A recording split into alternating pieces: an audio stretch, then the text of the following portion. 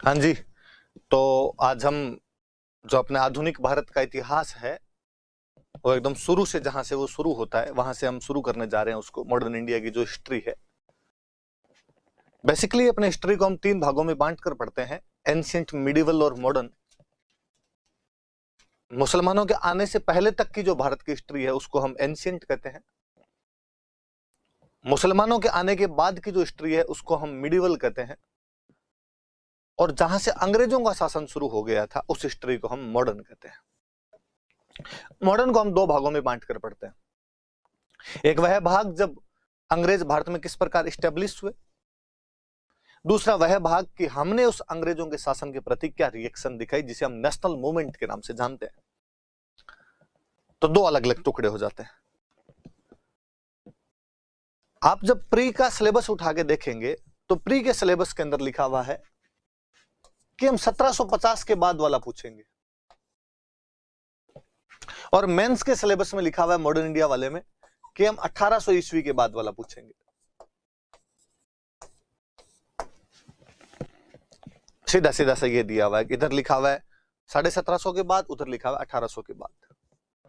जब वो वाकई ये कहता है 1750 के बाद, तो इस बात पर इंफेसाइज कर रहा है कि हम ऐसा मानते हैं कि अंग्रेजों का शासन भारत में बैटल ऑफ प्लासी के बाद शुरू हो गया था। तो उसका कहना है कि बैटल ऑफ प्लासी जब हुआ था उसके बाद अंग्रेजों का राज्य भारत में स्थापित हो गया था। और कई ऐसे इतिहासकारों का, जिनमें अंग्रेजी इतिहासकार ज्यादा रहे, उनका यह मानना था कि प्लासी के युद्ध के बाद आधुनिक भारत प्रारंभ होता है, कि मॉडर्न इंडिया वहां से शुरू होता है जहां से अंग्रेज स्टेब्लिश हो गए थे। और अंग्रेजों का जो शासन की शुरुआत है उसको कहीं ना कहीं प्लासी के युद्ध से मानी जाती है, 1757 में, जब वो बंगाल के अंदर अपने कठपुतली नवाब बनाने लागू कर देते हैं। तो उनका 1750 के बाद कहने का मतलब यही है कि आप प्लासी के युद्ध से मानिए। पर कई इतिहासकार ये भी मानते हैं कि नहीं, हमारे आधुनिक भारत की शुरुआत जो है वो 1757 से क्यों मानी जाए। औरंगजेब का निधन 1707 में हो गया था, और औरंगजेब की मृत्यु एक ऐसा इतिहास का तथ्य है कि उसके बाद अंग्रेजों को भारत में अपना पांव जमाने का मौका ढंग से मिला, क्योंकि आगे बेलखने मुगल बादशाह आए थे। वरना अंग्रेज भारत के अंदर मुगल बादशाह अकबर के शासनकाल में ही आने लग गए थे। जहांगीर, शाहजहां, औरंगजेब के टाइम में वो यहां पर अपने व्यापार के लिए हाथ पैर मार रहे थे, लेकिन उनको व्यापार की भी ज्यादा अनुमति नहीं मिली थी और बाकी चीजों की तो अनुमति थी नहीं। एक्टिव मुगल बादशाहों के टाइम में अंग्रेज अपनी जो भी पॉलिटिकल कमर्शियल एम्बिशंस थे उनको पूरा नहीं कर पाए थे। लेकिन जब मुगल बादशाह ही कमजोर पड़ गए थे तो उसके बाद अंग्रेजों का सितारा चमकने लगता है। तो हम 1707 से भी इसकी शुरुआत मानते हैं। पर यह समझने के लिए कि अंग्रेजों का राज भारत में किस प्रकार स्थापित हुआ, हमें यह देखना पड़ेगा कि अंग्रेज भारत के अंदर आए ही क्यों थे। तो हम पीछे का थोड़ा घटनाक्रम है वो और पढ़ते हैं। तो वाकई हम मॉडर्न इंडिया की शुरुआत वहां से करते हैं जब भारत में यूरोपीय कंपनियां आने लगी थी। कंपनियां मतलब अलग अलग देश की अलग अलग कंपनीज है जो भारत में बिजनेस करने के लिए आ रही है। वो कंपनियां क्यों भारत के अंदर है, इस पर मैं थोड़ी सी और चर्चा करना चाहूंगा आपके साथ कि क्या कारण था कि वो कंपनियां भारत के अंदर आई थी। ये काम की बात नहीं, ये समझाने के लिए थी, आगे हम पढ़ ही लेंगे इसको।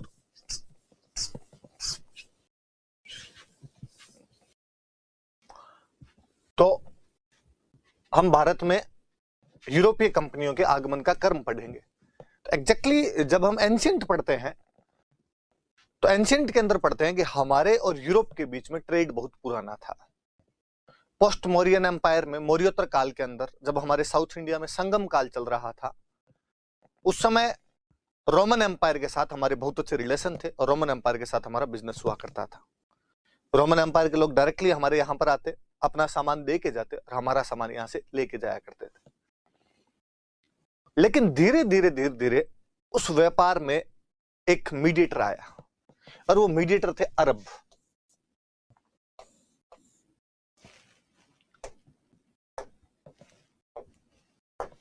अरब मीडिएटर बन गए।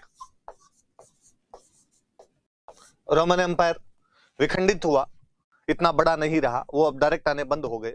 अरबों ने कहा भाई साहब हम आपको सामान पहुंचा देंगे।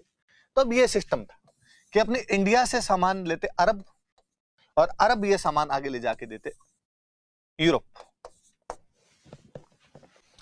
मीडिएटर, अरेबिक जो लोग हैं वो मीडिएटर की भूमिका निभाते हैं। गुजरात वाले तट से, इधर पश्चिमी तट से अपना व्यापार हुआ करता था ज्यादातर, इसलिए इधर वाले तट का नाम ही पड़ गया आपने तो अरब सागर, कि अरबों का व्यापार, अरब लोग अपने से ज्यादा व्यापार करते, हमसे चीज अरब लेके जाते, अरबों से चीज यूरोप के अंदर जाया करती थी।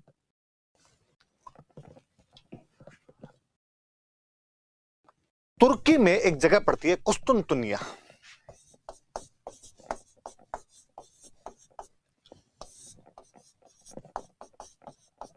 कुस्तुनतुनिया नाम करके टर्की के अंदर एक जगह पड़ती है, इंग्लिश में कहते हैं कॉन्स्टेंटिनोपल, वो कॉन्स्टेंटिनोपल कह दो या आप उसको कुस्तुनतुनिया कह दो। रोमन एम्पायर के जब दो टुकड़े हुए, पहले रोमन एम्पायर पूरे यूरोप में एक रोमन एम्पायर हुआ करता था, ईसाइयों का राज्य था वहां पर। जब रोमन एम्पायर के दो टुकड़े हुए तो जो वेस्टर्न रोमन एम्पायर था उसकी राजधानी तो हो गई रोम, जो पहले पूरे की राजधानी थी, और जो ईस्टर्न रोमन एम्पायर था उसकी राजधानी हो गई कुस्तुनतुनिया, जो कि टर्की का एक शहर है। ये सेंटर पॉइंट था कि जो इंडिया से अरब सामान लेके जाते, वो कुस्तुनतुनिया तक जाते, उधर कुस्तुनतुनिया में उनको यूरोपियन मिलते और वो आगे यूरोपियन को सामान दे दिया करते, यूरोपियन से सामान अरब लेते और इंडिया के अंदर लेके जाया करते। आप जब मिडिवल भी पढ़ते हैं तब हम खूब सारी चीजें पढ़ते हैं, किस प्रकार हमारी यहाँ की चीजें उधर गई थी और धीरे धीरे वो, जैसे हम वो पढ़ते हैं दशमलव पद्धति जो है वो हमसे अरबों ने सीखी और अरब उसको हिंदसा बोलते थे क्योंकि हिंदुस्तान से सीखी थी, और आगे उन्होंने यूरोप को सिखाई, तो यूरोपियन आज भी उसको अरेबिक न्यूमेरिक बोलते हैं, अरब अंक पद्धति बोलते हैं। तो फ्लो इस प्रकार से हो रहा था। ये वो दौर था धीरे धीरे जब इस्लाम का पीक आ रहा था, इस्लाम अपने वर्चस्व पर चल रहा था, इस्लाम कब्जे कर रहा था इधर उधर, और इसमें सबसे बड़े जिहादी या गाजी जो बने हुए थे वो थे तुर्क। सबसे पहले इस्लाम का उदय अरब में हुआ था, अरबों ने बाद में तुर्कों को मुसलमान बना दिया था, लेकिन एक बार जब तुर्क मुसलमान बन गए थे उसके बाद वो गाजी बन गए थे। वो अब धर्म के लिए योद्धा थे जो बिना वेतन के धर्म के प्रचार प्रसार के लिए लड़ा करते थे और लूट के धन से संतुष्ट हुआ करते थे। इस्लाम की वाकई सबसे अधिक सेवा इन तुर्कों ने की। ये तुर्क उस कुस्तुनतुनिया पर अधिकार करने के लिए, जो कि विधर्मियों के पास था, जो कि काफिरों के पास था, जो कि ईसाइयों के पास था, कई सालों से प्रयास कर रहे थे और फाइनली वो सक्सेस हुए। और 1453 में डिक्लाइन ऑफ कॉन्स्टेंटिनोपल है, कुस्तुनतुनिया का पतन हो जाता 1453 में, जब उस्मानिया तुर्क वहां पर कब्जा कर लेते हैं, और उस्मानिया तुर्कों ने वहां पर कब्जा करके ओटोमन एम्पायर की स्थापना की। खिलाफत साम्राज्य जिसको हम बोलते हैं, खलीफा बोलने लगे वहां का जो राजा होता था, खिलाफत साम्राज्य की या ओटोमन एम्पायर की वहां पर स्थापना कर दी, जो कि टिल 1924 तक, जब तक कि कमाल मुस्तफा पाशा क्रांति नहीं कर देते, वहां पर चलता रहा था। जब तुर्कों ने वहां पर कब्जा किया, कुस्तुनतुनिया पर कब्जा किया, तो तुर्कों ने ये जो ट्रेड रूट था इसको बंद कर दिया। अब उन्होंने धमकाया कि यदि किसी को इधर हमने सामान आते जाते देख लिया, ले जाते हुए, हम टांगे तोड़ देंगे, देख लेना, हमारे इधर से कोई भी बंदा गुजरना नहीं चाहिए साहब, ये हमारी टेरिटरी है, न तो कोई इधर से अरब सामान लेके आएंगे, ना कोई यूरोपीय इधर से सामान ले जाने के लिए आएंगे, बंद है। तो यूरोप में भारत का सामान जाना बंद हो गया। तुर्कों ने वो जो लैंड रूट था, वो जो व्यापारिक स्थल मार्ग था, उसको पूरी तरीके से बंद कर दिया। यूरोप के मार्केट में भारतीय मसाले, स्पाइसेस, उनकी बहुत ज्यादा डिमांड थी, और उसमें भी काली मिर्च। काली मिर्च की तो क्या डिमांड रही होगी यूरोप के एम्पायर में, कि रोमन एम्पायर जब अपने वर्चस्व पर हुआ करता था, जब हमारे मौर्योत्तर काल चल रहा था, दक्षिण भारत के लोग जब काली मिर्च का व्यापार किया करते थे, और यूरोप वालों को काली मिर्च क्या पसंद रही होगी कि अपने वालों ने काली मिर्च इतनी महंगी कर दी कि एक जहाज भर के सोना लाओ और एक जहाज भर के काली मिर्च ले जाओ। वो एक जहाज भर के सोना दे के जाते और एक जहाज भर के काली मिर्च लेके जाया करते थे। इतिहासकार वह एक प्लिनी, और प्लिनी इस बात पर दुख प्रकट करता है, और प्लिनी कहता है कि पूरी दुनिया का सोना पूरी दुनिया में घूमता है पर भारत में जाकर दफन हो जाता है। सिस्टम था क्या कि पूरी दुनिया में बार्टर सिस्टम हुआ करता था, एक चीज दो दूसरी चीज लो नाम का सिस्टम हुआ करता था, पर भारतीय कभी भी वस्तु के बदले में वस्तु लेने में थोड़ा कम यकीन करते थे। भारतीय अपने कोई भी वस्तु देते तो अगला कहता भाई बदले में क्या लोगे, जैसे यूरोप वाले कहते हैं, रोमन एम्पायर वाले कहते हैं हमें आपकी काली मिर्च दे दो, हम कहते हैं हाँ ठीक है साहब काली मिर्च ले जाओ। वो कहते हैं बदले में हम हमारे बर्तन ला दें आपको, कांच के बहुत अच्छे अच्छे बर्तन मिलते हैं हमारे, वो ला के दे। अपना ना ना, कांच पड़ा फूट जा, बच्चे फोड़ दे इधर उधर, ये नहीं चाहिए कांच के बर्तन वर्तन, तो हमें चाहिए केवल सोना। और सोने को ही अपने यहां पे सबसे अच्छी मुद्रा माना जाता था टिल टुडे।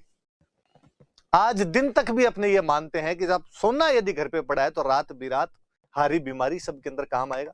सबसे बड़ी लिक्विड मनी वो है कि सोना है तो कभी भी जाके बेच दो आप उसको, आपको उसके बदले में लिक्विड मनी हाथों हाथ मिल जाएगी।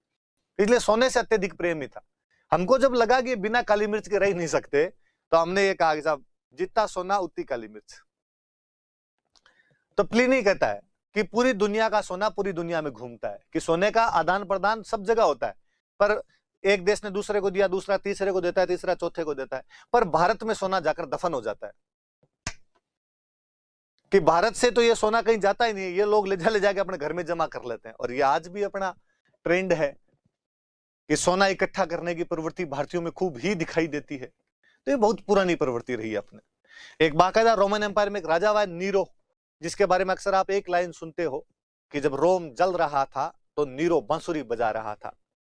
उस नीरो ने रोमन व्यापारियों के लिए आज्ञा एडिक्ट निकाला, बाकायदा आज्ञा प्रसारित की कि यदि इस बार कोई काली मिर्च के बदले में सोना दे के आया तो देख लेना मेरे से बुरा कोई नहीं होगा। फिर क्या तरीका है, सारा सोना ले जाके इंडिया को दे दिया आपने, काली मिर्च के बदले में ले जाके दे देते हो। पर रोमन लोगों ने उस राजा की बात भी नहीं सुनी और रोमनों ने कहा कि तुझे नहीं पता, ऐसा काली मिर्च से जो तरंग उड़ती है ना, तरंग, मजा आ जाते हैं यार उससे, और हमें काली मिर्च चाहिए। अपने भारत में क्या है कि वैसे तो सबसे पहले भारत पर यदि कोई फॉरेन अटैक हुआ था तो ईरानी लोगों ने किया था, पर्सियन जिनको हम बोलते हैं, ईरान के लोग थे, उन्होंने किया था। डेरियस नाम का एक राजा था जो भारत पर सबसे पहले अटैक करता है। बहुत पहले 515 बीसी के आसपास डेरियस ने अटैक कर दिया था। पर भारतीयों को डेरियस का अटैक को ज्यादा याद रहा नहीं। डेरियस आया, उधर अटैक किया, छोटे मोटे क्षेत्र पे कब्जा किया, वापस चला गया। भारतीयों को यदि कोई फॉरेन अटैक याद रहा वो था सिकंदर, जो कि ग्रीस से आया था, जिसको हम हमारी भाषा में यूनान बोलते हैं। उसका नाम अलेक्जेंडर था पर हमारी भाषा में हम उसको सिकंदर कहते हैं। उसका अटैक हमें बहुत याद रहा, हमें खूब सारी कहानियां, हमें वो सिकंदर और पोरस की कहानियां याद रही। हमें याद रहा कि किस प्रकार सिकंदर व्यास नदी के किनारे से आकर लौट गया था। बच्चा बच्चा भारत के अंदर ये जानता है कि सिकंदर दुनिया जीतने के लिए निकला था। हम आज भी ऐसे मुहावरों का प्रयोग करते हैं कि जो जीता वही सिकंदर। तो सिकंदर का अटैक बहुत ज्यादा याद रहा। सिकंदर कौन? तो यूनानी। इसलिए हमने यूनानी शब्द को हमने एक नया नाम दिया और हम उनको बोलते थे यवन। हमने कहा भाई भारत पर अपने यवनों ने अटैक किया, यवनों ने। और ये यवन शब्द इतना पॉपुलर हुआ कि कालांतर में भारत में बाहर से कोई भी अटैक करने के लिए आता हम उसको कहते यवन। बाद में कोई शक हूण कुषाण आए, हमारे ग्रंथों में लिखा कि यवनों ने एक बार फिर आक्रमण कर दिया, भले वो यूनान से नहीं आए थे। कालांतर में कोई अरब, तुर्क, अफगान, मुगल आए, हमने कहा यवन वापस आ गए। बाद में कोई पोर्तुगीज, डच, डेनिश आए, हमने कहा यवन वापस आ गए। हम उनको यवन ही कहा करते थे।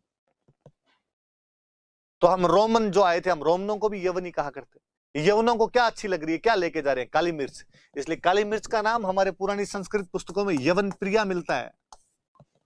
वह प्रिय वस्तु जो यवनों को पसंद है, तो काली मिर्च पसंद थी उनको। तो अपने साथ मसालों का व्यापार वो लोग खूब ही किया करते। दूसरी चीजें भी जाया करती थी, सूती कपड़े अपने यहां से जाया करते थे, हाथी दांत की वस्तुएं जाती, चंदन की लकड़ियां जाती, खूब सारी दूसरी चीजें भी बेचते। पर मसालों वाली तो यूरोप के अंदर ज्यादा ही डिमांड थी अपने मसालों की वहां पर। अब मसाले जाने हो गए बंद। तुर्कों ने कहा कि ये तुम्हारी काली मिर्च है ना, ये व्यापार तुम्हारा बंद करो, हम नहीं जानते ये सब चीजें। तुर्क वैसे जाहिल बर्बर कौम थे जो लड़ना जानते थे, इसके अलावा कुछ जानते भी नहीं थे। जब उन्होंने कुस्तुनतुनिया पर कब्जा किया था तो वहां के सारे पुस्तकालय और विश्वविद्यालय तोड़ दिए थे। ईसाइयों का वो महान साम्राज्य जो कभी ज्ञान विज्ञान के लिए जाना जाता था, तुर्कों के एक आक्रमण में तहस नहस होकर भरभरा कर गिर गया था। अब साहब जब इस रूट से तो आपको आने ही नहीं देंगे, तो अब आप करोगे क्या? तो कहा दूसरा रूट ढूंढा जाए। तो किसी ने कहा पहले अपने भारत से डायरेक्ट ही जाया करते थे, अपने पास रूट था, पर वही लैंड रूट नहीं था, वो सी रूट था, समुद्री मार्ग से जाया करते थे। पर अब वो लोग भूल गए कि वो समुद्री मार्ग कौन से थे। शताब्दियां बीत गई थी, हजारों वर्षों का समय बीत गया था उसके बाद। तो दो देश, एक पुर्तगाल और एक स्पेन, मैं थोड़ा सा इसको मिटा रहा हूं, इतनी बात याद रखने वाली। कुस्तुनतुनिया का पतन कब हुआ था ये भी याद रखने वाली नहीं है, क्योंकि मिडिवल में सॉरी आप वर्ल्ड हिस्ट्री में इसको बहुत अच्छा सा पढ़ेंगे, पहले चैप्टर में पढ़ लेंगे आप। समझाने की बात ही, थोड़ा समझना आप चीजों को।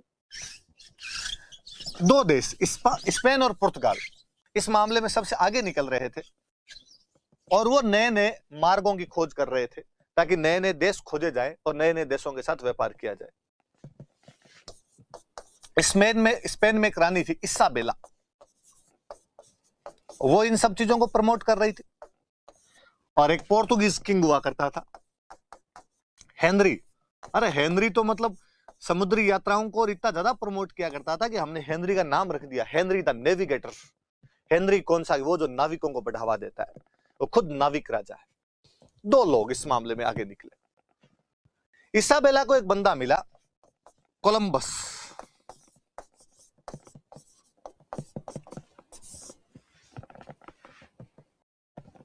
हेनरी को एक बंदा मिला, बार्थोलोम्यू डियाज।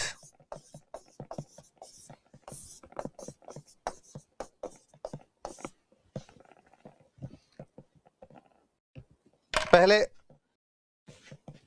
स्पेन की रानी इसाबेला ने कोलंबस को कहा, कोलंबस जा इंडिया ढूंढ के आ, काली मिर्च लानी है अपने को इंडिया से। कोलंबस ने कहा कि मैम एक बड़ा सा जहाज दिया जाए, मुझे रुपए दिए जाए। इसाबेला ने कहा चिंता नहीं, इसको जहाज दिए जाए, इसको रुपए दिए जाए, इसके साथ सैनिक किए जाए, हथियार दिए जाए। कोलंबस इंडिया ढूंढने के लिए निकल रहा है।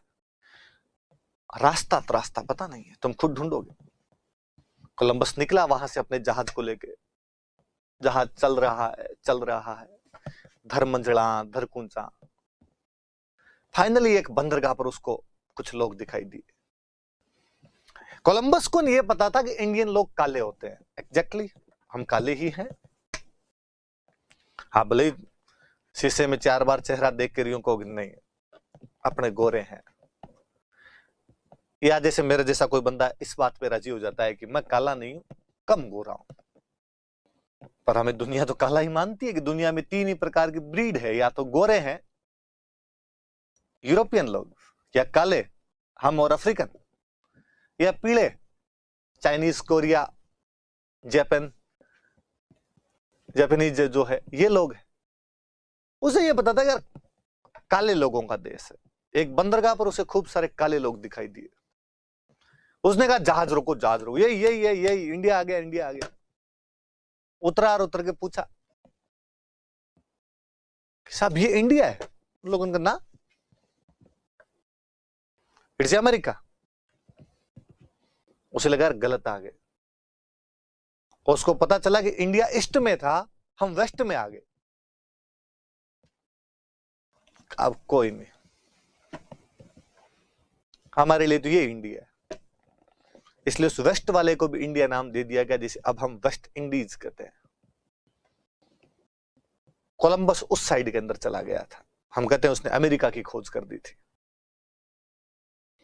बार्थोलोम्यू डियाज निकला वहां से। बार्थोलोम्यू डियाज अफ्रीका की तरफ आ गया। अफ्रीका के एकदम नीचे वाली टिप, लक्षिता मैम जब वर्ल्ड ज्योग्राफी पढ़ाएंगे आपको तो और बताएंगे कि वो नीचे वाली जो टिप है उसका नाम है cap of good hope.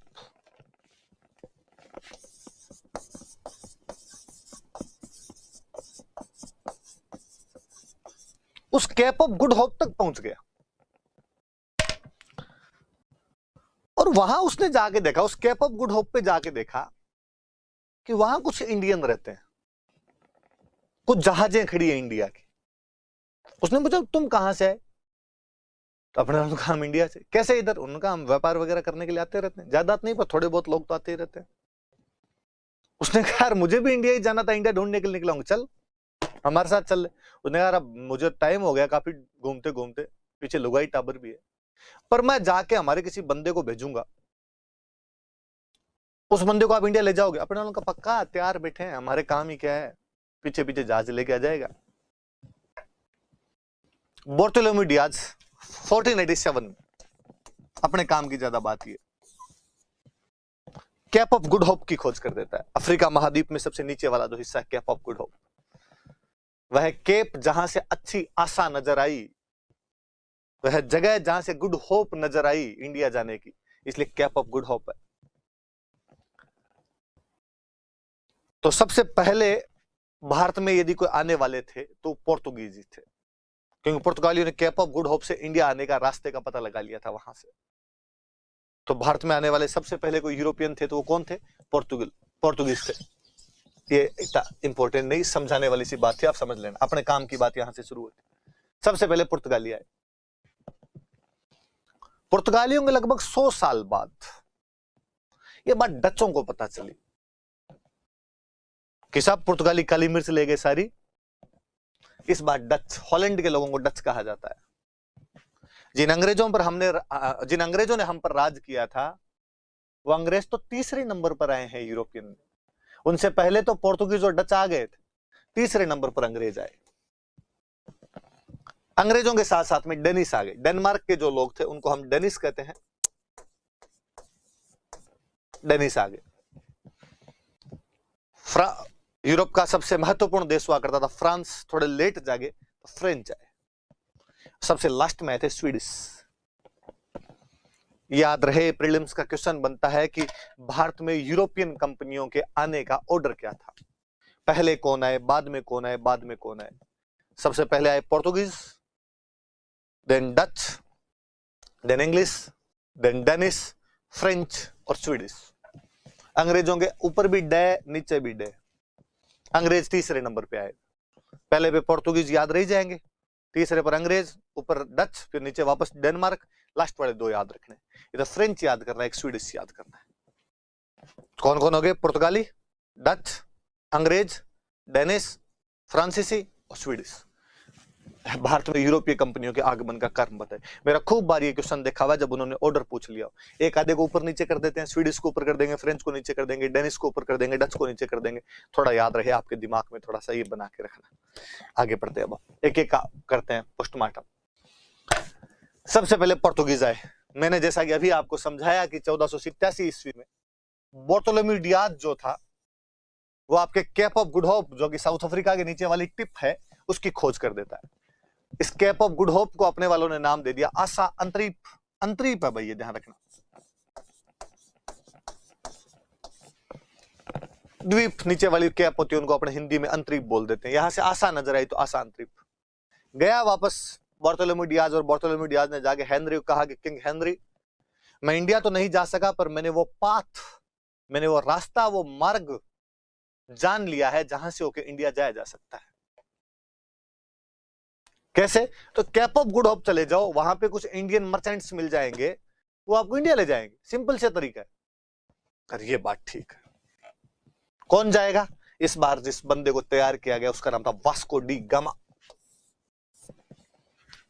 1498 Vasco D gamma को भारत भेजा गया कि जाइए। 4 जहाजों के साथ में वास्को डी गामा को एक छोटी मोटी सेना देकर जब रवाना किया गया था, तो पुर्तगाल की राजधानी लिस्बन में समस्त चर्च में पादरियों द्वारा यह प्रार्थना करवाई गई कि हे जीसस, वास्को डी गामा को सफल करना, ताकि काली मिर्च ला सके, इंडिया प्राप्त कर सके। क्या रोमांच रहा होगा उनमें भारत के प्रति, क्या आकर्षण रहा होगा भारत के प्रति कि पूरा देश इस बात की प्रार्थनाएं, प्रेयर कर रहा था कि हमें इंडिया जाके आना है। वास्को डी गामा को इसके लिए तैयार किया जा रहा था। वास्को डी गामा वहां से निकलता है, कैप ऑफ गुड होप तक आता है। कैप ऑफ गुड होप पर उसे अपने गुज्जू भाई मिलते हैं। गुजरातियों के खून खून में व्यापार बसा हुआ, व्यापार किया करते थे। और एक व्यापारी थे अब्दुल मलिक, अब्दुल मलिक नाम के व्यापारी थे। वो कैप ऑफ गुड होप पर मिले, अपना जहाज लगा के आवाज लगा ही रहे थे, इंडिया इंडिया इंडिया, 5 रुपए 10 रुपए इंडिया। वास्को डी गामा ने कहा कि मैं चलना चाहता हूं। उसने कहा फॉलो मी। तो इंडिया लाने वाला जो उनका गाइड था, जो उनका मार्गदर्शक था, वो एक गुजराती बंदा था, जिसका नाम क्या था? अब्दुल मलिक नाम का एक गुजराती था। वहां से आए वो, और सबसे पहले अब्दुल मलिक ने उनसे पूछा कि भाई इंडिया बहुत बड़ा है, कहां जाना चाहते हो? वास्को डी गामा ने कहा कि वहां जहां से मसाले मिले, स्पाइसेस मिले, काली मिर्च मिले, उसने कहा ये तो हमारे सबसे अच्छी केरला में मिलती है, भारत का सबसे सीमावर्ती राज्य, पश्चिमी तट पर उसका एक बंदरगाह कालीकट, और वास्को डी गामा सबसे पहले कालीकट बंदरगाह पर आता है। वेस्टर्न कोस्ट का अपना एक बंदरगाह था। 1498 में Vasco D gamma discovered India. छोटी क्लासों से पढ़ते हैं कि भारत की खोज किसने की, हम पढ़ते हैं वास्को डी गामा। तब लगता था कि क्या भारत खो गया था कि उसकी खोज करनी पड़ी। एग्जैक्टली यूरोपियन द्वारा वो मार्ग खोज चुका था जिससे वे भारत आया करते थे। क्योंकि हिस्ट्री यूरोपियंस ने लिखी, इसलिए हमें लिखना शुरू कर दिया कि वास्को डी गामा ने भारत की खोज की, बाकी भारत यही था, वो उस रास्ते को भूल गए थे, उस रास्ते की खोज की थी। वास्तव में तो ये है कालीकट बंदरगाह पर वो सबसे पहले 1498 में आता है। दोनों तीनों बातें याद रखना। बार्टोलोम्यू डियाज, अब्दुल मलिक नामक गुजराती इसका मार्गदर्शक था। इसका किसका? तो वास्को डी गामा। कालीकट के जमोरिन ने इसका स्वागत किया। जमोरिन, कालीकट के राजा को जमोरिन बोला करते थे। जैसे मैं कहूं कि दिल्ली के राजाओं को मुगल बादशाह कहा जाता था, या उससे पहले उन राजाओं को सुल्तान कहा जाता था, या मैं कहूं कि मेवाड़ के राजाओं को राणा कहा जाता था, या जैसलमेर के राजाओं को महारावल कहा जाता था। टाइटल होता है। वैसे ही वहां पे राजा को बोलते जमोरिन थे। जैसे रसिया में राजा को बोलते जार, वैसे कालीकट में राजा को बोलते जमोरिन। हमें नाम नहीं पता क्या है, जमोरिन इसका टाइटल है।